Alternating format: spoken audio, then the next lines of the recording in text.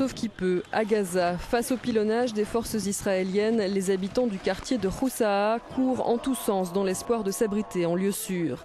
Un convoi du CICR, la Croix-Rouge internationale, a été bombardé ce mercredi alors qu'il tentait d'évacuer des blessés dans la plus grande ville de l'enclave palestinienne. Les opérations de Tsahal ont coûté la vie à plus de 700 Palestiniens depuis le 8 juillet. La plupart sont des civils. Le Conseil des droits de l'homme de l'ONU a ouvert une enquête ce mercredi sur l'offensive israélienne à Gaza pour déterminer notamment si l'armée israélienne est coupable de crimes de guerre.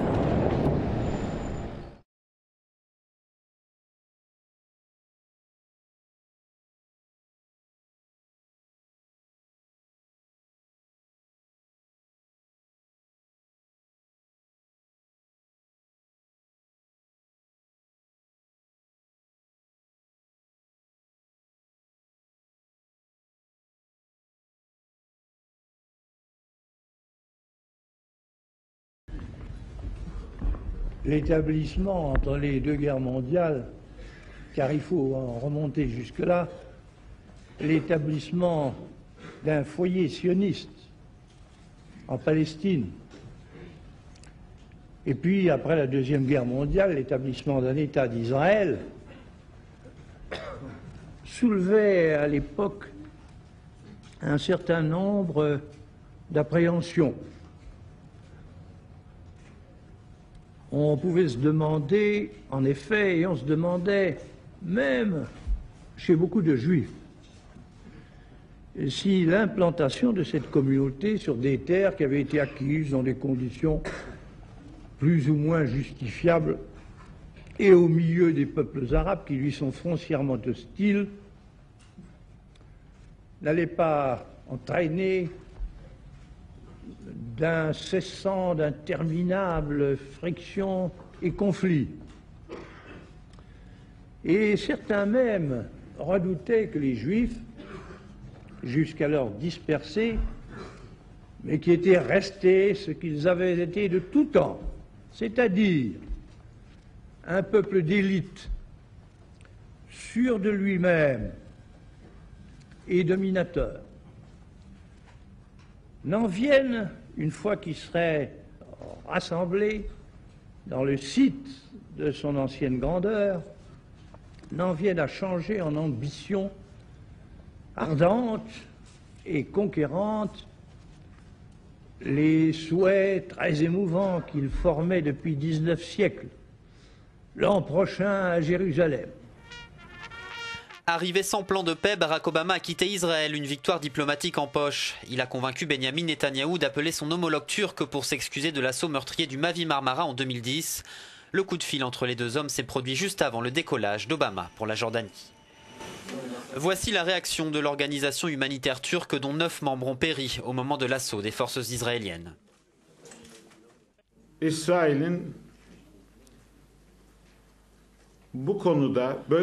C'est la toute première fois dans l'histoire mondiale qu'Israël s'excuse pour un tel incident. C'est une victoire politique et diplomatique majeure. Le 31 mai 2010, le Mavi Marmara fait route vers la bande de Gaza dans l'idée de rompre le blocus, avec à son bord des matériaux de construction et de l'aide humanitaire, à 150 km des côtes, alors que le bateau se trouve toujours dans les eaux internationales. Des commandos israéliens le prennent d'assaut. Bilan, 9 morts du côté des passagers. Les excuses de Benyamin Netanyahou ont été acceptées par le Premier ministre turc.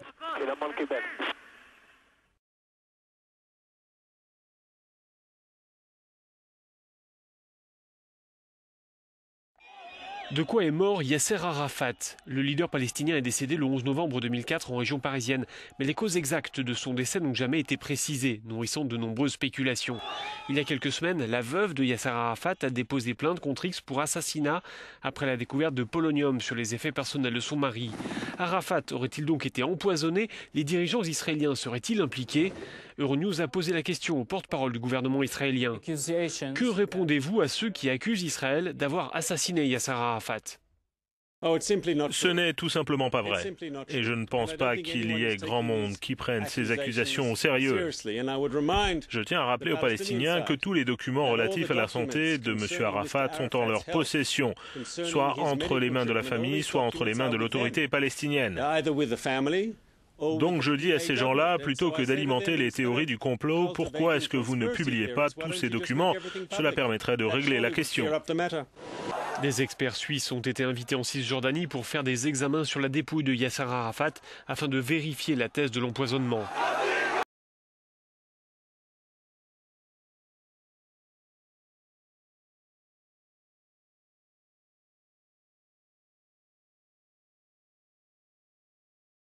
Die Schlagzeile in allen Zeitungen. Viele Einzelheiten erfahren die Israelis nicht. Nur, dass ihre Regierung bereits die Schuldigen ausgemacht hat. Es sind Hamas-Leute, die unsere Jungs entführt haben. Dieselbe Hamas, mit der der Palästinenserpräsident eine gemeinsame Regierung gebildet hat. Das wird Konsequenzen haben. Die Israelis sind geschockt. An der Klagemauer beten Zehntausende für ein glimpfliches Ende der Entführung. Das ganze Land fühlt mit. Was die Menschen hier nicht ahnen, Israels Sicherheitsbehörden wissen längst mehr.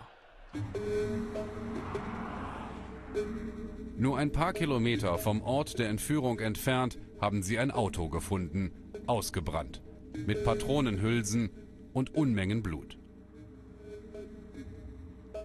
Und sie haben den Mitschnitt des Polizeinotrufs. Einer der Jugendlichen konnte noch Alarm auslösen.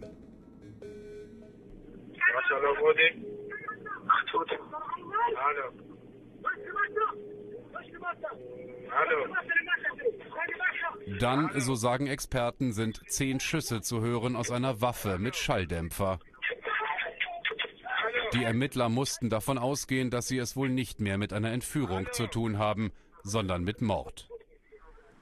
Aber all das bleibt unter Verschluss. Israels Sicherheitsdienste haben eine absolute Nachrichtensperre verhängt.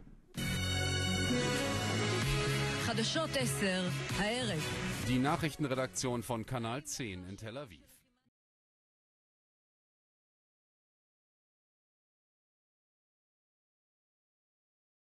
Well, we're joined now from Jerusalem by the Israeli Prime Minister's spokesman, Mark Regev. Mark Regev, the operation that you're engaged in is Protective Edge, and its stated purpose is to protect Israeli civilians. How does killing children on a beach contribute to that purpose? Well, it doesn't.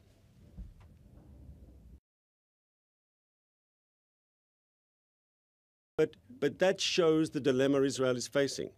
Hamas is a brutal terrorist organization that has no qualms whatsoever about shooting rockets into Israel from hospitals, schools, mosques, the middle of civilian neighborhoods. We had 100 rockets today on our cities. Over the last few days since this crisis started, we've had some 1,000 rockets raining down on our cities trying to kill our people.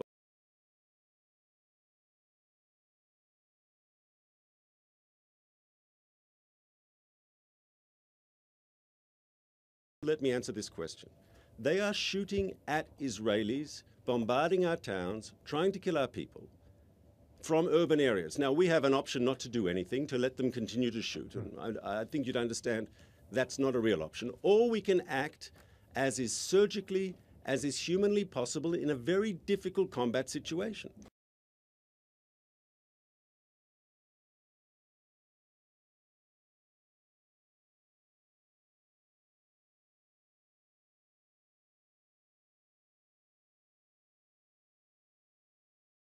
Well, the most unfortunate thing is that despite the most sophisticated weaponry in the whole of the Middle East, you have proved a very serious point.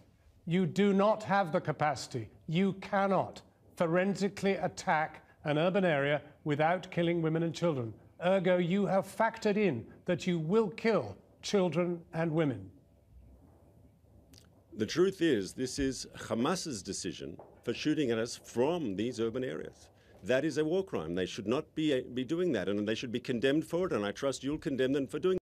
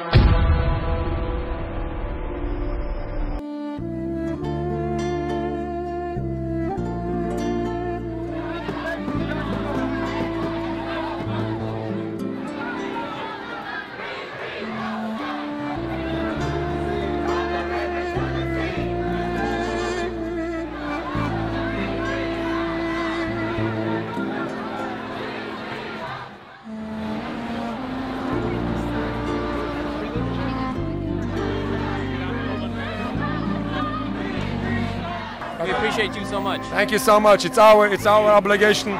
We are so sad and so pained what is happening for an entire people.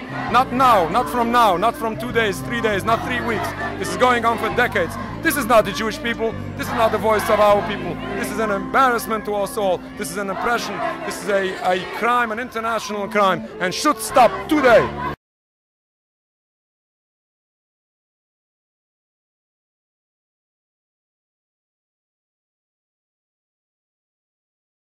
Pray to God every single day for the speedy and peaceful dismantlement of the state of Israel. Then we can once again coexist as we have for hundreds of years. We have all the rabbis who will testify lived in the old state of Jerusalem, in the old state, in the old city of Jerusalem, in the old city. They lived door by door. This rabbi lived in the old city of Jerusalem.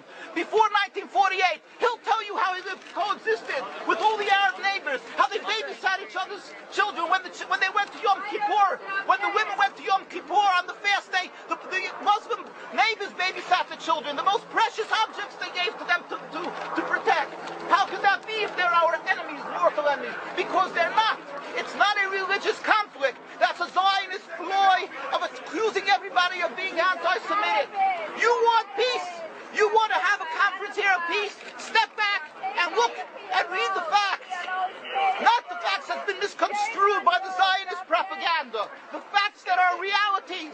The facts on the ground. How we've been living for hundreds of years in Yemen, in Morocco, in Tunisia, in Palestine, in Egypt. What Arab land have not Jewish people been living together with Muslims without any human rights groups? Tell me what land the Jews did not live in harmony with the Muslims. In Iran, we have over 25,000 Jews there, thank God. Why? Because this is not a religious conflict. It's purely because of a political movement, a relatively new movement, which is antithetical, contradictory to the Jewish religion of thousands of years.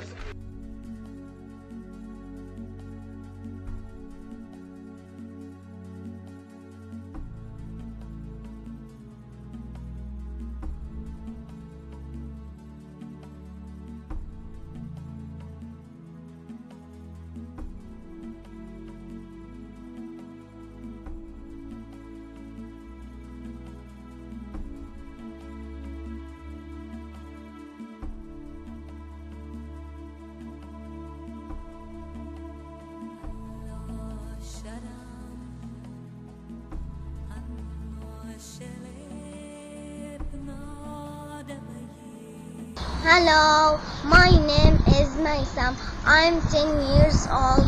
I'm Palestinian. I live in Gaza. I want to tell you that I'm still alive and I'm not terrorist. So don't kill me. Give me the chance to still alive.